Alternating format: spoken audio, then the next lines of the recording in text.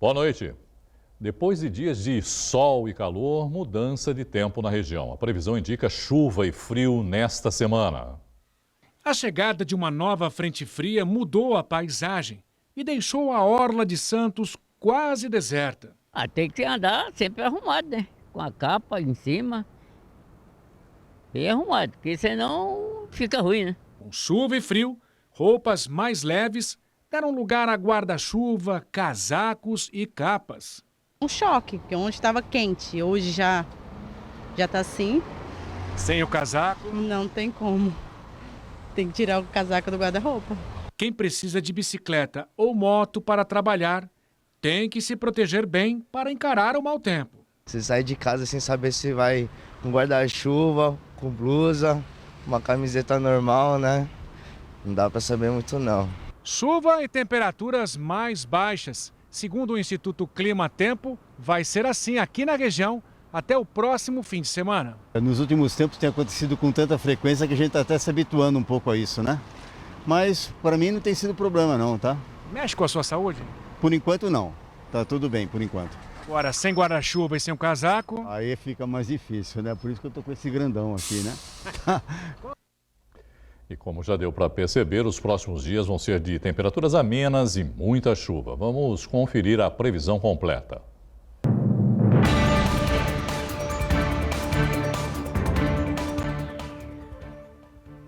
Em Santos, chove a qualquer hora do dia e as temperaturas permanecem amenas, com mínima de 17 e máxima de 21 graus.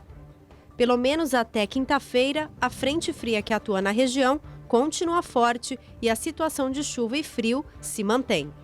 Em Guarujá, chuva durante toda a terça-feira. A mínima é de 17 e a máxima de 21. Tempo encoberto também em Cubatão, com possibilidade de chuva no decorrer do período. Temperaturas variam entre 18 e 22 graus.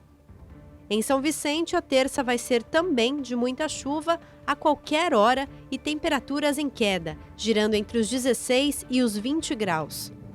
Praia Grande tem dia chuvoso, mínima de 16, máxima de 19. Em Mongaguá, chove durante todo o dia, mínima de 17, máxima de 20 graus. Segundo o Ministério da Saúde, o número de casos de hepatite no país aumentou 20% em 10 anos. Em Santos, uma lei municipal de 2015 é considerada importante aliada para o diagnóstico precoce. Há 10 anos, Dona Laurici descobriu que estava com hepatite C, após realizar os exames pedidos pelo cardiologista. A doença estava no começo. Esse pedido de exame, esse cuidado médico foi importante. Muito importante, foi muito importante. É uma doença difícil de ser curada, né? Difícil, muito difícil. Foi difícil mesmo, demorou ainda o remédio que curou, né? Hoje a senhora está curada. Hoje eu estou curada. Em Santos, lei municipal de 2015 tornou obrigatório o oferecimento dos testes para as hepatites virais.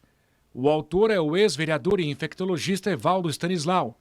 A legislação obriga os médicos a perguntar aos pacientes se fizeram a testagem sorológica. Toda consulta médica, seja na rede pública, seja na rede privada, o médico deve oferecer ao paciente a oportunidade de fazer o teste.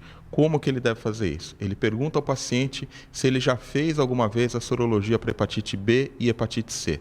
Se o paciente disser que não, ou se o paciente tiver dúvidas, o médico então deverá oferecer a oportunidade de solicitar esse teste ao paciente. Se o paciente já tiver feito o exame e tiver certeza disso, então não é necessário. Mas o autor garante que a lei não vem sendo respeitada na cidade, 4 anos depois de entrar em vigor. Essa é uma lei que não prevê nenhum tipo de punição pelo não cumprimento, é uma lei muito mais educativa e de se criar um direito ao paciente, não é? O que a gente percebe é que há um grande desconhecimento, tanto por parte das autoridades de saúde, quanto das entidades médicas e dos colegas médicos. Então é importante que ela seja divulgada. O presidente do Grupo Esperança, que dá apoio a pacientes com hepatite, Jeová Pessim Fragoso, também está preocupado porque a legislação praticamente não saiu do papel. São poucos médicos, né, que têm essa consciência, poucos serviços têm essa consciência, porque essa lei abrange, além dos serviços públicos, os serviços privados também. O Ministério da Saúde estima que há 500 mil casos de hepatite C no país. A doença nem sempre apresenta sintomas. Quando aparecem, podem ser cansaço, febre, tontura enjoo, vômitos, pele e olhos amarelados, urina escura e fezes claras. E uma vez diagnosticado, a gente tem um tratamento que cura a hepatite C e um tratamento que controla muito bem a hepatite B quando precisa ser tratada. Então, é bobagem a gente postergar ou temer esse diagnóstico, porque existem tratamentos eficazes, efetivos e, sobretudo, gratuitos fornecidos pelo Sistema Único de Saúde. Polícia prende em São Vicente marginais violentos que praticaram roubos no fim de semana. O repórter Fabiano Roma tem os detalhes. A história começa no centro de São Vicente, quando 2 adultos e 4 adolescentes roubam um carro e um celular. Eles pegam esse carro e vão para Santos para cometer crimes. Na Avenida Ana Costa, ali próximo à orla da praia, os assaltantes abordam um grupo de pedestres e roubam celulares, carteiras e outros objetos. As vítimas relataram que eles eram muito agressivos, inclusive um deles chegou a morder o dedo de uma das vítimas para arrancar uma aliança. Então os criminosos entram no carro e voltam para São Vicente. Só que a essa altura, as vítimas já haviam avisado a polícia, que começa as buscas e identifica o carro com os criminosos. Na Avenida Antônio Emerick, o carro em alta velocidade perde o controle e bate contra um poste. Nesse momento, a polícia vai fazer a abordagem, quando um dos assaltantes de dentro do carro sai e troca tiros com a PM. A PM, é claro, revidou e o resultado: 2 foram feridos e trazidos aqui para o Hospital Municipal de São Vicente. O restante do grupo está na delegacia sede, está à disposição da Justiça. Fabiano Roma, para Santa Cecília TV. O leão marinho Abaré Inti, conhecido dos visitantes do Aquário Municipal de Santos, morreu na noite de ontem aos 14 anos de idade. Nascido no Zoológico de São Paulo, ele estava no aquário desde 9 de dezembro de 2011 em um tanque especialmente adaptado com 450 mil litros de água do mar. As causas da morte serão apuradas por meio de exames. O animal se alimentou normalmente até as 2 da tarde de ontem, quando apresentou um quadro agudo de cólica abdominal, ainda sem causa conhecida, que culminou com a sua morte. Na última semana, a Unisanta recebeu palestras do 5º Fórum de Justiça Restaurativa, evento que integra a 31ª Semana da Educação, professor Paulo Freire. A reitora da Universidade Santa Cecília, Silvia Teixeira, deu as boas-vindas aos educadores. Todos que se dispuseram a vir aqui merecem ser citados neste dia. A Unisanta cedia o 5º Fórum de Justiça Restaurativa. Trata-se de uma técnica de solução de conflitos que surgiu na década de 70, em que as partes envolvidas encontram juntas a melhor forma de reparar o dano causado. Em Santos, a Justiça Restaurativa funciona na rede municipal de ensino desde 2014. E na medida que a gente olha para as relações e as convivências, a gente consegue trabalhar questões de conflito e de violência compreendendo a nossa corresponsabilidade. Então, a justiça restaurativa, através das práticas ancestrais dos povos de primeira nação, traz fazeres para que a gente possa ser mais autônomo quando a gente precisa lidar com questões e trazer uma dinâmica justa para reequilibrar essa relação. O Fórum é uma das atividades da 31ª Semana da Educação. É uma oportunidade para aprimorar conhecimentos e evoluir. Todos estão tendo a oportunidade de se aperfeiçoar, se atualizar e, o que é muito importante também, se reencontrarem. Porque o dia a dia ele tira a oportunidade de convivermos com pessoas que fizeram parte da nossa trajetória de vida. E essa semana todos se encontram. Então também é uma troca saudável, de conhecimentos, de histórias de vida, enfim. É proporcionar para o nosso funcionário não só a questão que é muito importante da formação, mas também do reencontro. A escritora Lúcia Teixeira participou neste sábado de um bate-papo sobre processo criativo durante o primeiro Festival Literário Infantil e Juvenil de Guarujá. O evento foi realizado no Teatro Municipal Procópio Ferreira. Lúcia Teixeira, autora de 11 livros, falou especialmente sobre o processo de criação de suas obras infanto-juvenis, que integram a trilogia do tempo: Caminho para Ver Estrelas, Incrível Viagem no Tempo e O Segredo da Longa Vida. E detalhou as principais fases do processo criativo. Antes de mais nada, debruçar-se sobre o que você quer falar, quer criar, seja na arte, na cultura, na literatura, não é? Exige, antes de mais nada, você pesquisar, não é? Picasso que dizia: quando chegar a inspiração, que me pegue trabalhando.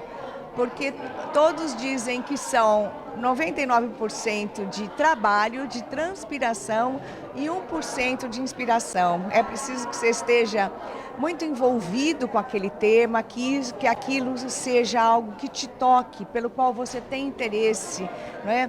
Então esse é o primeiro quesito, você se interessar por aquilo que você vai criar, pesquisar. O segundo, estar em todos os momentos da sua vida procurando pesquisar ao lado de outras pessoas aquilo que foi feito antes de você, enfim, para que você faça a conexão com outras linguagens, com outras artes, com outros pensamentos e outras disciplinas. A terceira é viver. Viver e, com isso, você ser capaz de exprimir tudo aquilo que a vida nos inspira. A escritora aproveitou a oportunidade e deu dicas sobre como atrair os jovens para a leitura, em um mundo cada vez mais digital. Desafio enfrentado por escritores como ela, que tem como público-alvo crianças e adolescentes. Primeiro, o exemplo. As pessoas adultas, aqueles que o cercam, têm que passar essa informação, não falando, mas demonstrando, lendo e deixando acessível em todos os espaços a leitura, não é? E depois incentivando e fazendo não cobranças de nota, mas que realmente isso seja parte de todo um processo de aprendizado, de prazer, de convivência. A Prefeitura de São Vicente realiza a terceira parada tecnológica com oficinas e cursos gratuitos. São mais de 3.000 vagas disponíveis. Nayara nunca tinha usado um óculos de realidade virtual. Foi uma experiência diferente. Deu um pouquinho de medo na hora da batida, mas normal. Mas gostou? Aham. Vai querer ter um aparelho desse em casa? É legal. O que você acha de trabalhar com isso? Você acha que seria legal desenvolver? Sim. Rafael está em busca de novas oportunidades e quer se aprimorar. Por isso, pensa em fazer uma faculdade à distância. Eu sou fotógrafo e a gente tem que se profissionalizar cada vez mais, né? O campo está aí e a gente tem que correr atrás. A terceira parada tecnológica de São Vicente oferece 5 dias de informação, tecnologia e conhecimento. São oferecidas palestras, oficinas e também oportunidades. As ações acontecem em 20 locais espalhados por São Vicente. Que nós geramos oportunidades e capacitação. Então, os jovens, os trabalhadores que queiram se inscrever na parada tecnológica, façam isso, ainda tem vagas pelo site da Prefeitura. E isso vai dar o quê? Uma capacidade, são workshops, oficinas, palestras, exposições, né? Então, tem tudo, basta clicar lá no site da Prefeitura e vocês vão ver uma série de oportunidades que tem para vocês. O site da Prefeitura é o sãovicente.sp.gov.br. Depois do intervalo, tem esporte no Caderno Regional. Destaque para o primeiro simpósio internacional de maratonas aquáticas realizado na Unisanta. Nós voltamos já.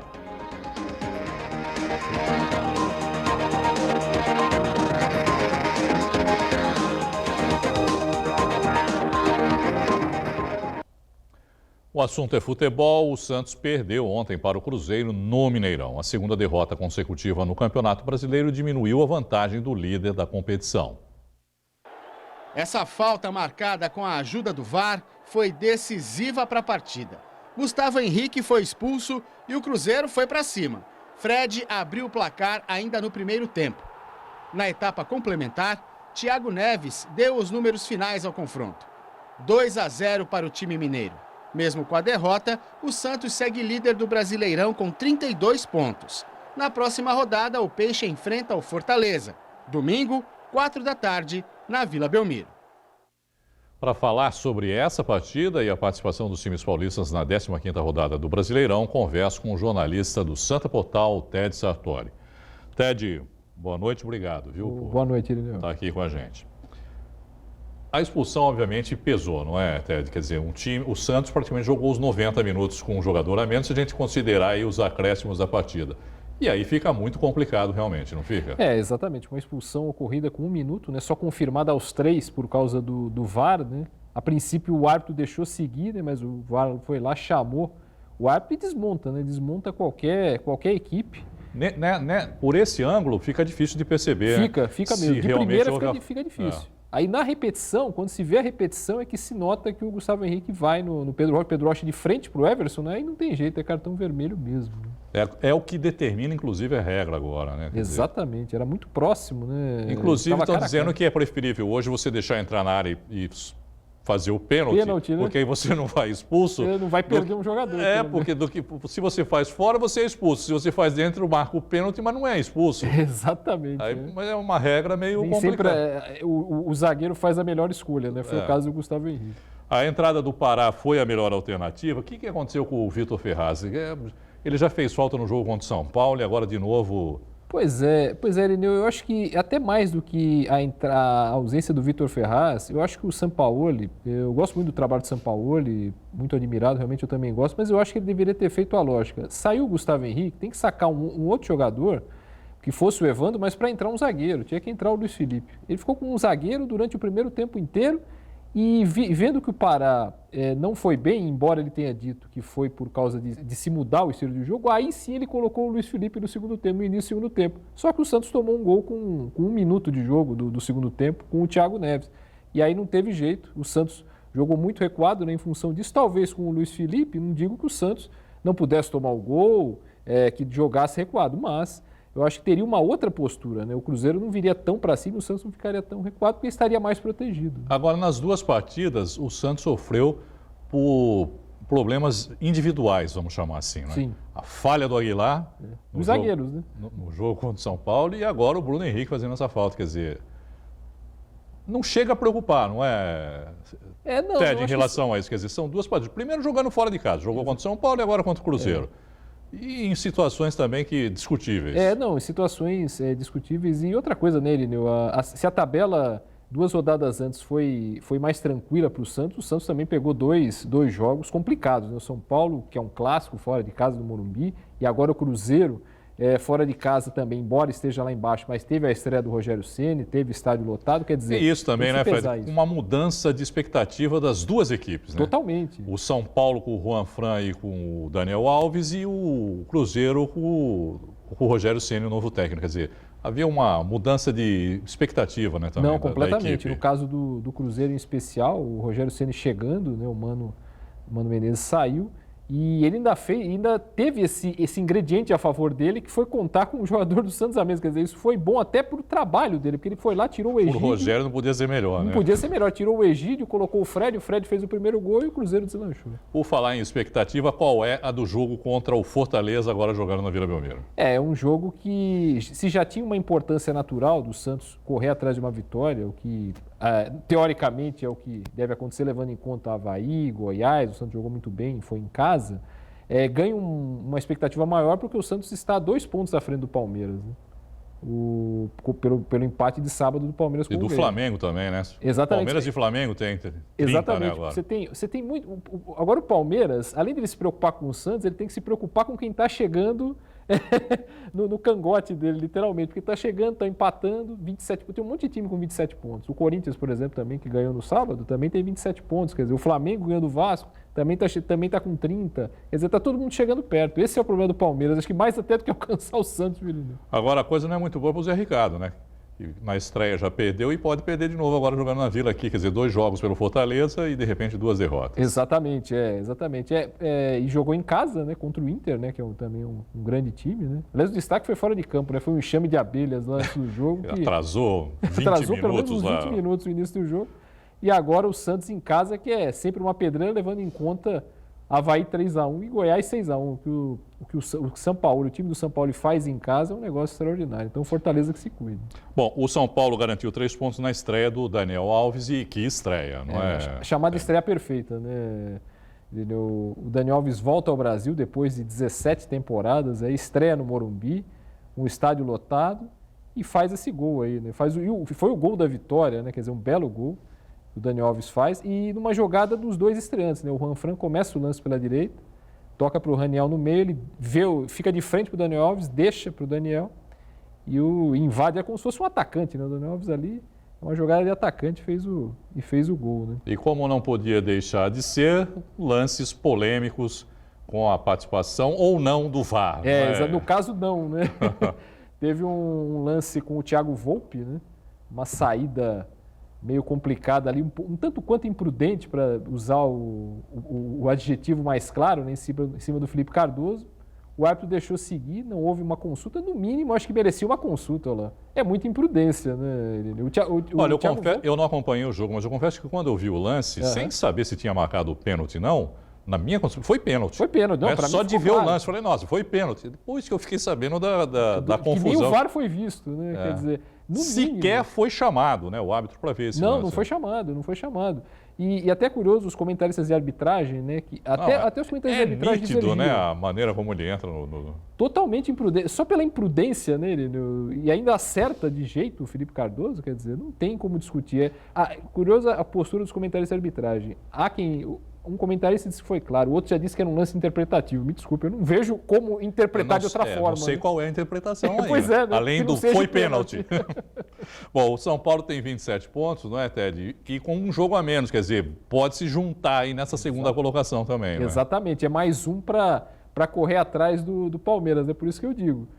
Mais do que alcançar o Santos, o Palmeiras tem que se distanciar dos outros, porque tem mais gente para se distanciar.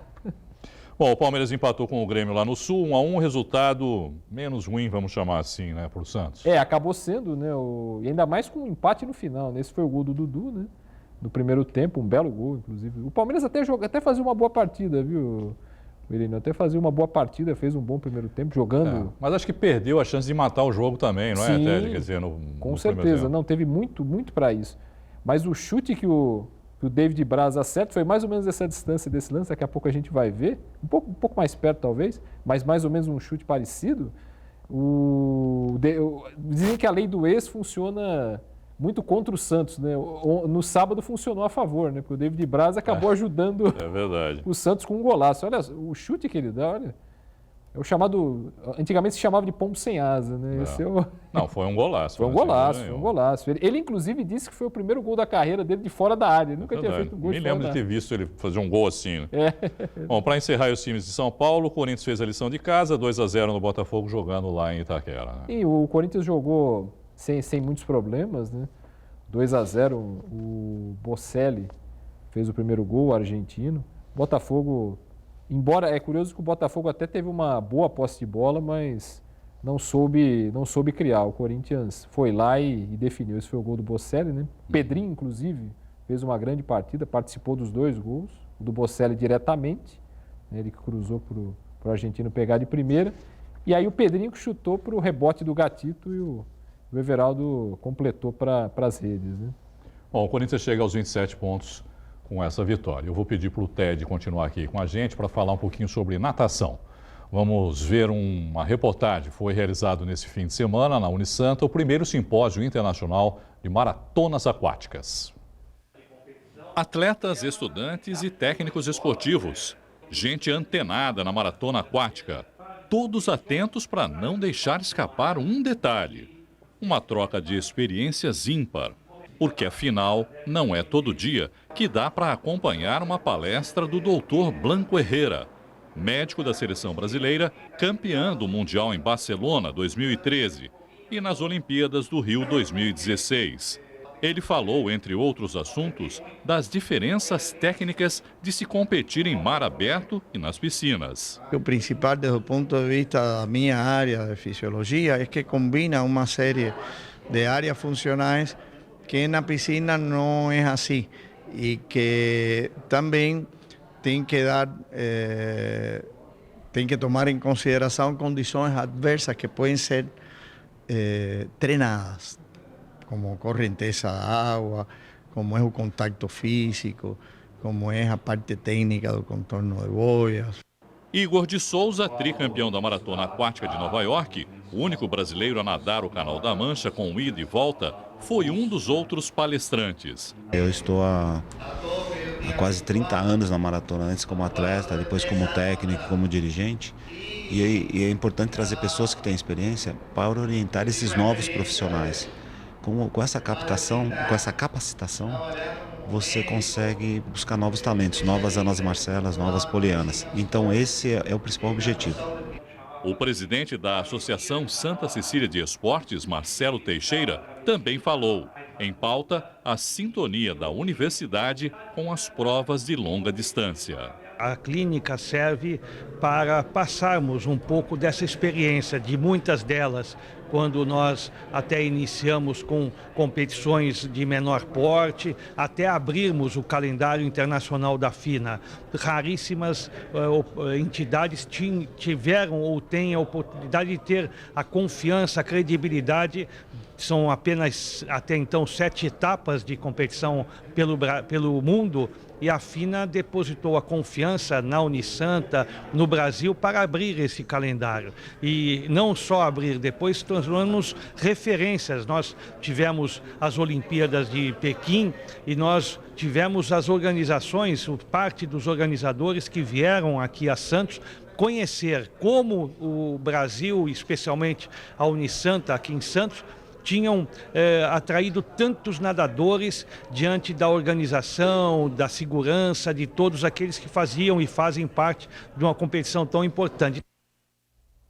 Além do Dr. Herrera, outros especialistas participaram do evento, não é? Isso, o técnico da Unisanta, o Márcio Latufo, falou da rotina dos treinamentos. O Fabrício Antonelli, que é técnico da seleção italiana de maratonas aquáticas, falou de toda a preparação da Raquel Bruni, principalmente, que é vice-campeã olímpica. Mas a palestra que chamou mais a atenção foi do Harry Finger, que apesar do nome, ele é de Ilhabela e ele tem 61 anos, ele atravessou o Canal da Mancha com 58 anos. E começou a nadar aos 30, quer dizer, ele contou toda a experiência dele, foi muito divertido, porque ele chamava ele de devagar, que ele era muito devagar e tal, blá, blá. Ele chamou muita atenção e com bom humor contou sobre o assunto. Ted, obrigado, viu, mais uma vez pela sua participação, uma boa noite para você. Boa noite, Irineu, um abraço a todos. O Caderno Regional termina aqui, você continua bem informado acessando santaportal.com.br. Uma boa noite a todos, eu volto amanhã. Tchau.